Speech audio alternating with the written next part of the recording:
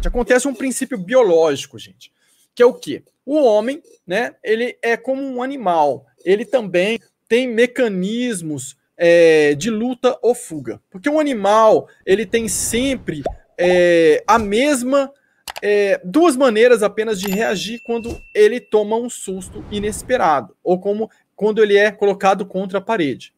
O animal, ele tem um território dele, né, que é o quadrado dele, então ele tem a noção do que é o território, cada espécie tem uma noção diferente de tamanho do espaço, e no caso do homem, em cada país essa noção é diferente da aproximação que você tem das pessoas, tem lugar que as pessoas ficam mais pertinho no ônibus, mesmo vazio, e tem lugar que elas ficam muito distantes no ônibus quando está vazio.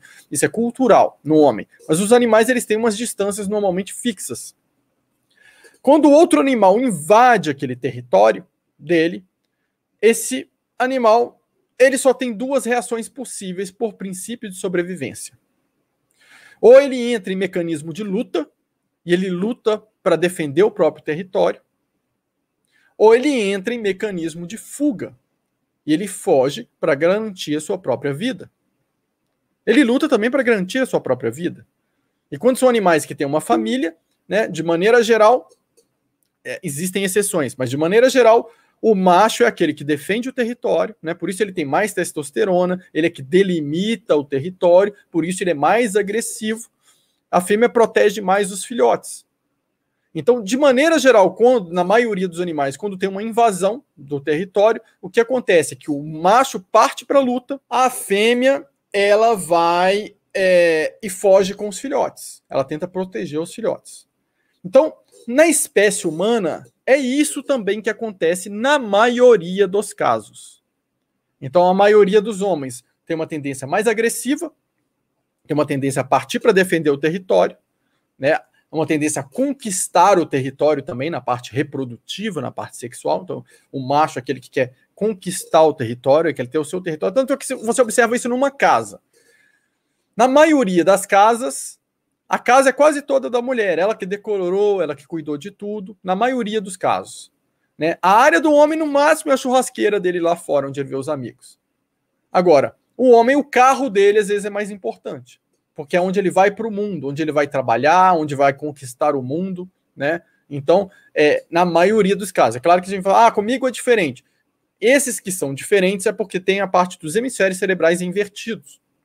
E quando tem o hemisfério cerebral invertido, a gente chama de canhoto pela parte cerebral, aí o homem vai ter características mais de acolhimento, um lado feminino, né? Isso é independente da sexualidade dele. Ele pode ser hétero, do mesmo jeito, mas ser mais delicado, né? Ser mais amoroso, mais protecionista em mecanismo. E na hora que ele é colocado contra a parede, esse homem tende a fugir.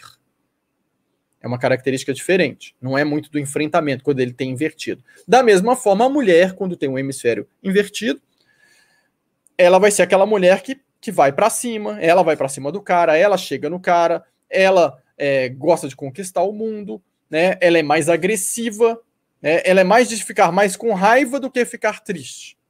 É uma tendência natural. Então ela não vai fugir muito, ela é mais do enfrentamento, quando essa mulher está com essa inversão. Agora, na configuração normal, natural, né, que acontece na maioria dos casos, o homem é o que parte mais para a luta, a mulher, nesse caso, mais para a fuga. Esse é o princípio biológico na maioria dos animais. E o homem repete esse princípio. Só que, no caso dos animais, é sempre luta ou fuga real.